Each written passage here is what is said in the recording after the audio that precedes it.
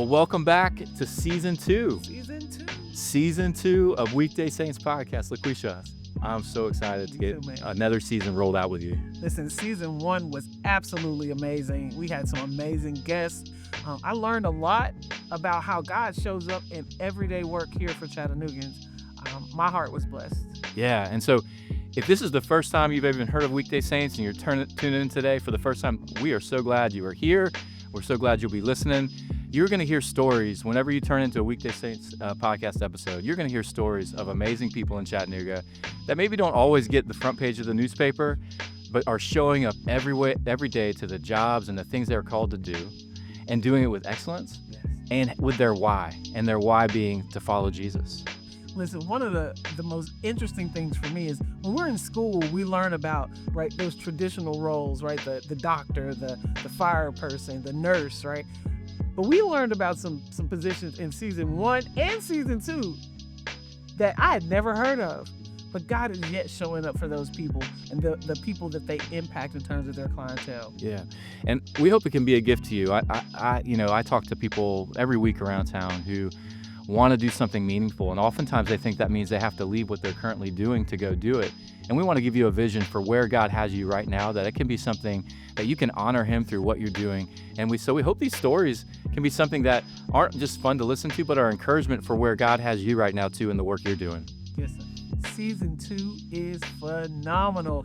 We have some guests that are going to knock your socks off. They're going to show you things that maybe you never even thought about in relation to vocation and assignment. One of our guests spoke so boldly about what it means to be on your kingdom assignment.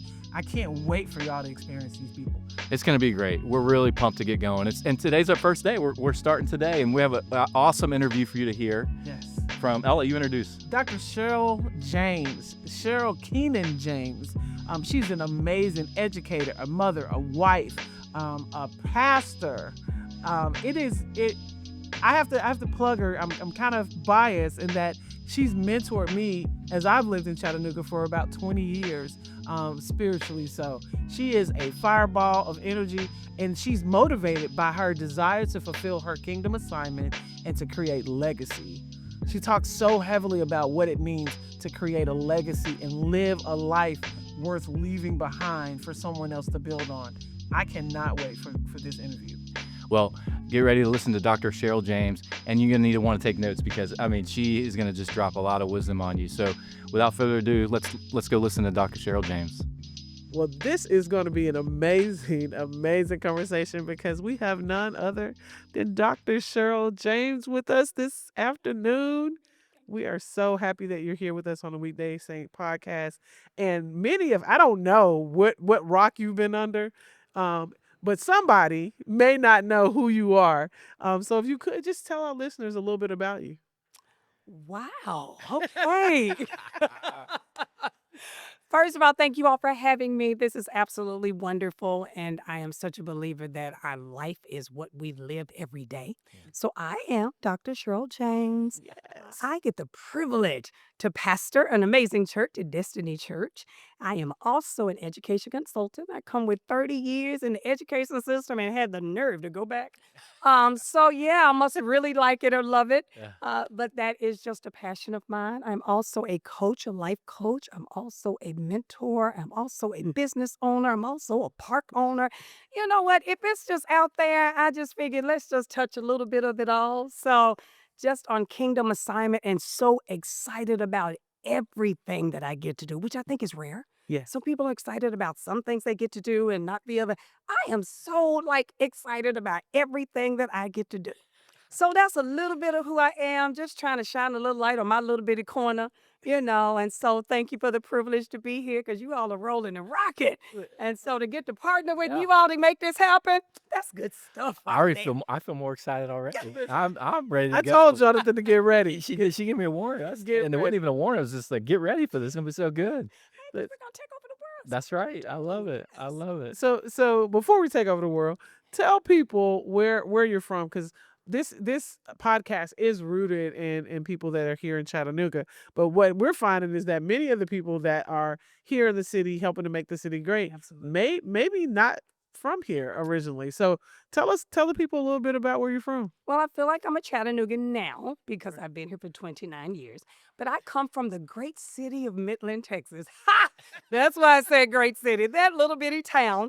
But it produces some really good people. And so I am a true Texan. I love, love, love Texas. I am the product of pastors as well. And so my parents pastored for over 40 years and then lost my mother. And so my father's still been pastoring for over 50 years. And I go back to Midland and, How try how's to your father? convince them they did a good job. My dad is 93 Wow.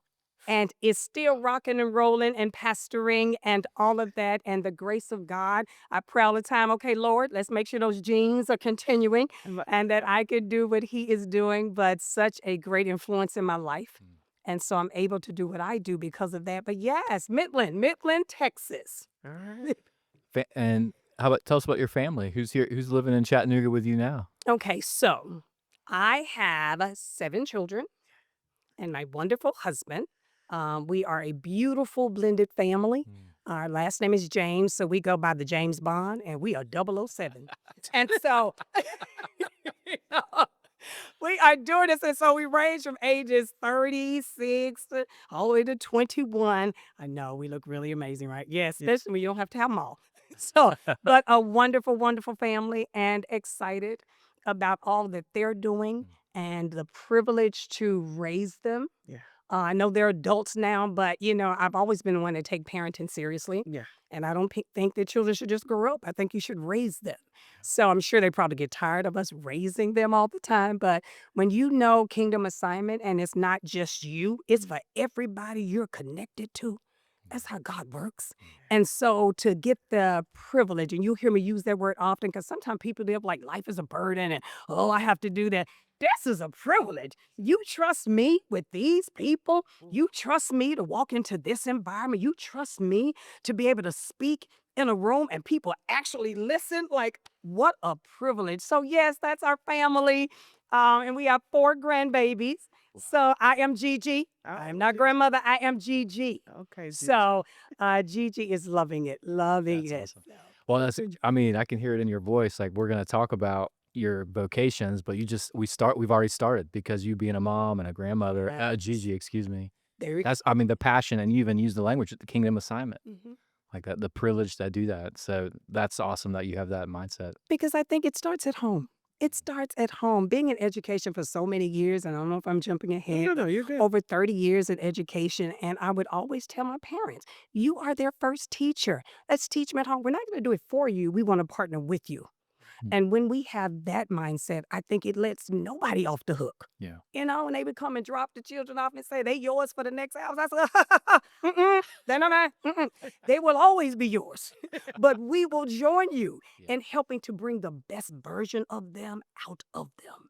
And so when you understand that, and I go back to saying that for the fear of being redundant, we are here on assignment every day of the week. Assignment is not just on Sunday. I am not just Pastor Sheryl on Sunday. I'm Pastor Sheryl on Monday when I am in a building full of children. I am Pastor Sheryl on Tuesday when I am getting laundry done and making sure the house is good and the family's rocking well. So I think when we see that as a life and not just a part of who we are, this is who I am. Yeah. And to see what God is doing, even in the marketplace, because I say that all the time. He talked about the marketplace more than he ever talked about the synagogue. That's right. That's where we come to be filled. But That's we right. got to go in the world and spill. That's right. People are waiting for you got to just be drenched in what he's doing so that you can drip everywhere you go. That's I right. teach people if there's no drip of you left, you didn't stay there long enough and you didn't my do what you needed to do. Wow. Listen, So, mic drop okay. podcast. No. Listen, we need to pause in between these gems. The marketplace is spoken about more than the synagogue, and that you need to drip wherever you are. And if you didn't drip in that space, you wasn't that long. Listen, And didn't do what you was you supposed to weren't. do. You're not depositing that kingdom message that God has given for us. Absolutely. So here's the thing: you talk about all these variations of yourself.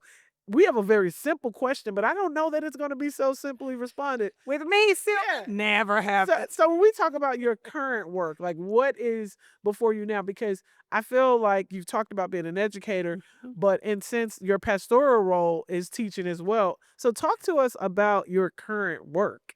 So I love my Sunday classes. That's the church. Yeah. So I get to teach that on Sundays and Wednesdays. And I travel as an evangelist. I travel as a spiritual advisor as well. So I love doing that. And education, I served 30 years. I had children and adults and all of that for 30 years, and then left Hamilton County, got my doctorate, and said, you know what? I want to do this on a bigger scale. So now I travel to different states and I work with different schools. I work with novice principals. I go and work with schools on culture and climate. And I try to teach about sustainability. So that's what I get to do now. I get to do it on my own time and my own terms. And I get to bring that experience because here's another thing. I think we are responsible to pass what we know. Yeah. He didn't fill us to just be knowledge hoarders. We are to share what we know so that the next person can have the opportunity to walk into their next. You know, I used to tell God all the time, don't ever let me be envious of anybody. I want to be the floor so that they can stand on. I don't want to be the, well, you did this, well, I did this. No, I want to gain it all so I can give it all. Because when I get to heaven, I'm going to be tired and empty. I will be tired because I'm working, but empty. Yeah. So to share that, so for everybody that's learning and growing, we have a responsibility to the people we're connected to the next generation we're connected to the entities that we get to operate in. So that's my thing. I don't think you ever necessarily retire. You just shift. You just shift. And so we're just in a shifting. That's right. I'd love to hear. I mean, I love that you get to travel around, and we don't always think about the fact that the teachers and the principals of places are being educated too, and shaped just as they are for the students that they're getting to serve. And I love that that's coming from a place of your own experience. Absolutely. So I'd love to hear, like, in your role as an educator, what are some of the main things you feel like educators need to hear and need to be told that you get a chance to kind of encourage them into the work that they're doing? I think you get to remind them that they're human. Yeah. And that they don't have to know it all. That's right. You know, because sometimes people think when you're a leader or you're in a particular area that you know everything. Yeah. You know, like I'm a leader, but if I need to know about cultural diversity or if I need to know about opening business, then I go find LaQuisha. You know, being a leader is not you having to know it all, but you should be able to know how to get to it all Right. and connect with those individuals. So that's my goal, to teach them. You don't have to know it all. Now, I'm going to need you to know something because you're called a teacher. So you have to have something to teach. That's right. But it's not that, and that you are human. I think what we forget a lot of times, which is what I see when I travel, that relationships matter. Yeah. And sometimes our children so quickly become a number, but our teachers become a number too. But they have families. They're going through challenges too. And so some of my biggest reward, I think, is when I get to sit one-on-one with teachers or principals. I was just on the phone with one of my principals in Milwaukee, and he was like, oh, Dr. James, all of this is going on. And he started rattling off all the things. I said, wait a minute, how you doing? He said, I'm good. I said, no, I really care. How are you doing? And then he began to tell me about, what he was doing and dealing with and all that. And I said, okay, that's what matters first. I said, no, let's go to that. So that's my greatest thing. And I'm going to teach you what I know. You're going to leave me smarter than when you came. Okay, that's a given. But I want you to leave inspired. Yeah. I want you to leave motivated. I want you to leave with your cup full. And I want you to leave with the correct vision of who you are. Because sometimes through life, who we are and how we see ourselves gets so warped. And God said, no, I need you to see yourself the way I see you. Because he has great things on his mind for us. Well, we might as well have great things on our minds. But we find ourselves changing our minds because of everything that we go through. So I understand the assignment. That thing they use now, she understood the assignment. I try to make sure that I understand the assignment. And before I go into school, or before I go into business, or before I go into church, I said, what's the assignment today?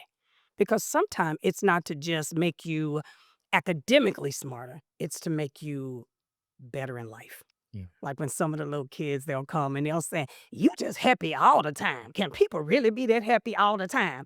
And I say, you know what? You really can. I said, you can. I said, it's that God kind of thing, that Jesus thing. That's supposed to be happening. And they were like, so like, how do you do it? I said, oh, you really want to know? Okay, let me tell you. And I get a chance to put Jesus on display. And not through the Bible or preaching it, but because we're living epistles. That's right. And the story that people read when they see us. And love is our first chapter. Yeah. That I get to do that. So one little girl the other day, she came back, she said, and I said, what does that mean? She said, happy on day 2.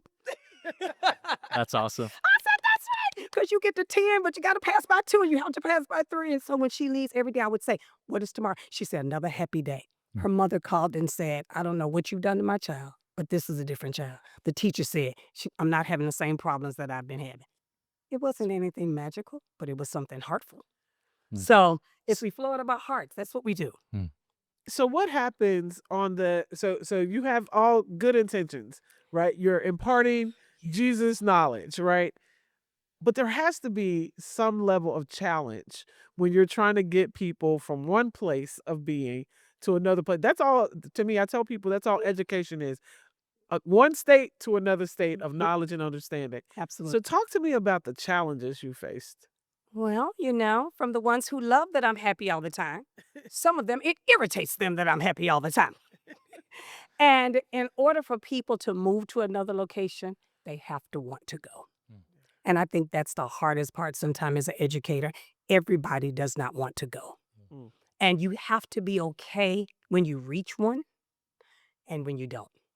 Because we are not miracle workers. We serve the one who is. But I love in the scripture where it says, that one waters and one sow. And sometimes we get so on our assignment that I'm going to turn it around. Well, they're going to turn you around sometimes. So I just have to say, okay, Lord, my contribution was getting them to a particular place, but I just can't do it all. And I used to struggle with that, to be honest, because you wanted everybody to learn. You wanted everybody to get it. But sometimes it just doesn't happen, but it does not let me off the hook. I still have to show up. Yeah. We still have to do our part. Wow. But to be okay when that's somebody else's assignment, tag with somebody else and said, okay, I did mine. I have an education background. I had a mentor tell me one time, he said, Jonathan, your role is to point people to Jesus, not to be Jesus. Absolutely. And isn't it that- funny that we get lost yeah, in we that get a lot lost of in it. time? And it's not that I want to be Jesus. It's that I want to feel like it's my responsibility to fix that person. When ultimately I'm handing it over to the Lord. A lot of times that means handing it to someone else. And someone Yeah. else, because we'll step in the room and we hear the dun dun dun dun, we feel like the Savior has arrived. And sometimes Yeah. Not so much. not so much. Right. And again, to be okay, because what the enemy will try to plague us with, that we failed, that we did not complete the assignment. And I said, you a lie, just like you always are. I completed the assignment when I showed up. Showing up is what matters. Then he'll give you what to do. But, the biggest trick, I think, of the enemy is to discourage us and to say, well, if that didn't work, then I'm done. That's not. No, you pick yourself back up and you said, okay, we're on to the next. We're on to the next. So trying to stay just even, I think, is a huge challenge.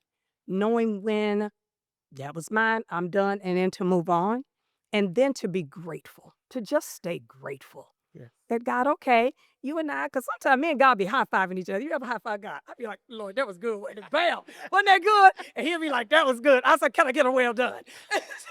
so we get all of those things because when you're standing in your purpose and your assignments, I tell people, I'm not waiting just to get to heaven. Every day we show up and we give 100% of what he's called us to be, you can hear sweetly, well done. It's good. Not doesn't. That's so good. So you're education consultant, you're a pastor, and then you mentioned there's some businesses in there too. Can you talk about what kind of business ventures you're part of? So, when the Lord said, I'll give you houses that you didn't build and I'll give you all these things you didn't get, I was like, I didn't have that. But with my name change came some businesses, Oh, okay. came some opportunities. So my husband and I, now, because he always said, why do you say that's me, that's us? Which is a point that I love with God. Sometimes we'll say, Lord, you, and he said, this is us. This is what we do. We are loved together. We are working together. So I digress. But so with that, we build houses and we have parks. Last year, we built a ATV park And the Lord told us, what do you have in your hand? And we had land and that we enjoyed, and our sons and daughters love riding the ATVs and all of that. And God said, build it for the community. Hmm. And we were like, okay. So we carved out trails and we built things, and it's in Smithville, and it's called the James Outdoor Adventure Park. Um, and it has been one old experience. So you get to come and ride ATVs. Now, that didn't used to be my thing. But now, because he's my thing, it's my thing. And so I'm out there too. I'm out there. And so it's wonderful and it's fun. And I look like I'm natural. But we're always looking for ways to, number one, build legacy Yes. and to build community. And so to see families come where they didn't have an area to ride or, didn't have that experience, because you try to get kids not so much in television and inside, come outdoors, and to see them just come. And every tool we have, whether it's building a home, we walk through that home and say, Lord, let this home serve for the kingdom. That when people walk in this home, let it be a home of peace. Let it be one where they feel well, where your grace abide. So people don't even know that they're getting a blessing over their homes when they're done. When we were carving out those trails, we were walking and saying, every child, every family that comes onto this property, if they're heavy, help them to be lighter. If they're confused, bring peace. So that's why I say you infuse everything you do with your kingdom assignment. So they just thought the house was cute, but it's cute and blessed. They thought the activity park was just wonderful, but it's Yeah. wonderful and it's blessed. So when he said every place that your feet shall tread, we take that seriously. If I'm walking, I'm possessing. Hmm. The only time I'm not possessed is when I'm standing still. And that means I'm pausing just to think about it. I love that you said legacy and community. Mm-hmm. Man, that translates, right? That's not just what you in a park or in a church. Oh. And what's it mean in the places I'm called to be? That one, I'm going to make a mark where God is seen, but that's the legacy we're talking about. We should And make to- it hard to be forgotten. Yeah, Make it hard yeah, to be forgotten. and a place where people feel known. And a place where people feel known. Yeah. Because just like I want to be remembered, I want to remember you. Right. And I want others to remember you. So whatever we need to do to make that impact, that's what we do. See, that's what gets you up in the morning. It's great. That's what keeps you moving, even when you are tired and you're exhausted. And I'm like, okay, Lord, oh, here we go again. And you get up and you start thinking about what you get the privilege to do. You're like, let's get this party started. So every day, it's a mindset. Yeah. It is. And you are going to have challenges and you are going to have moments and you are going to have times where you take and you reset. Because the enemy, he doesn't want us to show up full. So if he can just drain us of everything, then we feeding people out of fumes instead of out of our fullness. So we have to stop and we have to regroup and we have to, refresh. But then we get back on the wall and we get back on assignment and love what you do. Just love it. That kind of speaks to we often ask people, what motivates them. As I listen to you talk about legacy, sometimes people think that legacy is just the tangible, right? The money that you leave behind, the inheritance. But very seldom, as kingdom believers, do I hear people talking about what does it mean? Like, what part of your Jesus journey story is going to be left behind after you leave? Absolutely. And if we aren't moving and working, right, on our kingdom assignment every day, then there's places in the earth that you didn't inhabit that you were supposed to, marks that should have been made that you didn't leave. So I want you to kind of talk to us now. We're gonna do some behind the scenes, Sheryl Okay. James, because that motivates you. But there may be some other things that maybe like I think anybody who's ever sat under your ministry knows that you care. You lead by love. You care about community, family, and legacy is important to you. But what else motivates you to do? Because you do a lot of things. So I'm gonna put us out on Front Street, and so Dr. James is one of my mentors who I love dearly. Has been connected to me, and I thank God for her every day. For about 20 years. I don't know if we It has ever been- tallied that up. Wow. Wow. So young LaQuisha Young. got the wisdom. Just as amazing, but young. Legacy. But- Legacy. Absolutely. Yeah. and so what else motivates you though? I think when I see people living beneath their privilege, when they're living beneath their portion, it motivates me. Because I'll go back to what we talked about with LaQuisha being my mentee. LaQuisha is smarter than I'll ever be. And I tell her that all the time. I was like, you're just one of the smartest people on the planet. but I knew I had something that she needed. And so if I could give her what I could contribute, then it could help her live to her fullest. That's what motivates me, because I remember, if anybody knows my life and that and went through a terrible divorce and, all of that, there was so much that was stripped from me. And there were times where I felt depressed. And there were times where I was trying to get acquainted with the Chattanooga River and all of these different things. And people look at me and they say, no way, but yes way. But when God said, this is not the portion that I have for you, this is not all that I have, and being able to come up out of that and not just survive, but to thrive. So I know what that can feel like. And what drives me is that I don't want people to feel that way. I want you to see yourself, I said it earlier, the way God sees you. I want you to know that he's not finished. I want you to know that he has more. I want you to know that you can handle it. I want you to know, yeah, it may look a little ugly right now, but hang on in there. It's going to be all right. So it motivates me to get people to the place where they really see God for who he is. Nothing can teach you who he really is like a challenging experience. You come to know him in a way that you did not know. So that's why I tell people, your challenges are not all bad. I saw this writing or something. It said all storms don't come to destroy you. Some of them come to just get some stuff off of you so you can move forward. But we can survive the storm. We can. But with him, all of that's possible. So that's what motivates me. If I can get people to see him in his fullest, I'm motivated by faith. Because I don't want to just pass knowledge to our kids. I want you to be able to stand on faith. I'm a product. My dad is 5'2", little bitty man, power little something. But when he walks, it's just like it's a powerful, like these little things come and big things come in little packaging. But it was his faith that was so tall. Yeah. He could stand with all odds against, and he would just say, I believe God. And we'd be like, okay, but what else you got? He's like, that's enough. I believe God. And to watch him in faith live his life, I'm like, I want to do that. That's legacy. Yeah. When somebody wants what you have, not just your coins, not just your attire, but the faith you stand in. And so now when I hear people say, man, Pastor Sheryl, I want to have faith like that, I'll be like, legacy? Because I wanted it from him. They want it from me. And then think, their kids will then want it from them. Yeah. And the people they work with will then want it from them. And so we pass it. And the more we pass that faith and knowing who God is, the tougher the devil's job is. And I get up every day to make his job tough.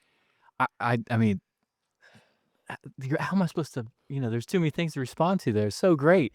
But I'll tell you this, one thing that stood out, what you said is you talking about vision. You're saying you had a vision for LaQuisha that she couldn't see for herself, something that you saw her growing into. But the way you talked about it, it wasn't from your vision. It was from what you believe about who God is. Absolutely. It was about what the promises are of who God sees us as already. And so you saw that over LaQuisha, as you used her as an example, but that's what you just described for everyone that you work with, is someone who isn't living up to what they could live up to. And that's not a knock on them. It's just saying, I want to help you have eyes to see it. Absolutely. Because if not, we're robbing people. And the truth, but it's just, I think the thing that's different and refreshing that I think we should all be thinking about is, what's my vision rooted in? And I mean, so you've been talking and like dropping truth on us over and over. Is there any specific scripture that undergirds these things that are coming out of you that you go back to on a regular basis? I just go back to all of the word, but Jeremiah 29:11 is my thing. For I know the thoughts and the plans that I have for you.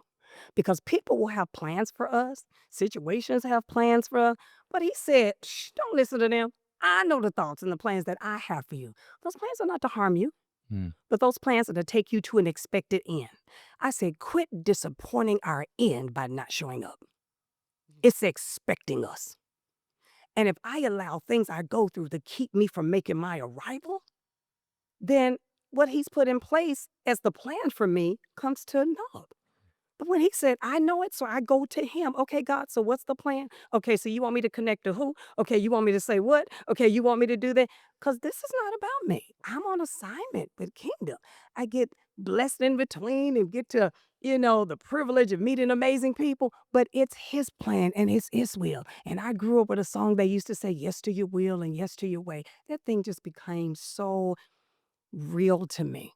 That God, this really is you. Okay, and you have a plan. And then it overwhelms me to say, out of all of the people, and he has a plan for all of us. But I think when you look at it personally and say, out of all the people that you could choose to do what I'm doing, you chose me. Right. And you chose me knowing, I'm special. Some days your girl don't get it right. And you still chose me. That's just overwhelming to me Yes. in such a good way.